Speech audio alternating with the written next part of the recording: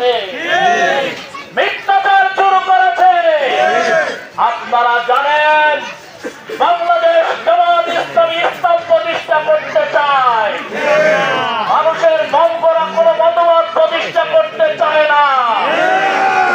যারা মানুষের ইসলাম প্রতিষ্ঠা করতে চায়, মুসলমান হিসাবে প্রত্যেকের দায়িত্ব হচ্ছে আল্লাহর জমিনে আল্লাহর দ্বীন প্রতিষ্ঠা করা। সেই দ্বীন জামাত ইসলামী প্রতিষ্ঠা করতে চায়। আমাদের সমাজের একদল জ্ঞানপাপী আবু জেহেল ছিল আবুল হেকাম, জাহিরি যুগে জ্ঞানীদের পিতা ছিল। ইসলামের জ্ঞান না থাকার কারণে আবু জেহেলকে আবুল হেকামকে আবু জেহেল বলা হয়েছে। তার মানে ইসলামের ন্যূনতম জ্ঞান তার নেই। আজকে যাদের জ্ঞানের শূন্যতা রয়েছে, যাদের জ্ঞান ইসলামের জ্ঞান নেই, তারা জামাত ইসলামের টিকিট বিক্রি করার দরকার নেই।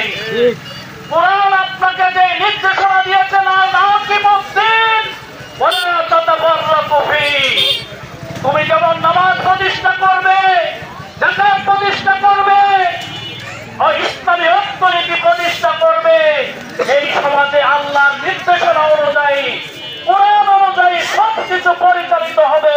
এটা জামাত নয়।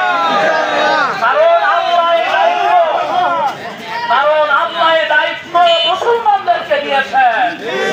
অতএব আমাদের ভাইয়েরা যারা একটু জ্ঞান পাপী, তারা মনে করে যে ইসলাম নামাজ পড়লে ইসলাম শেষ, রোজা রাখলে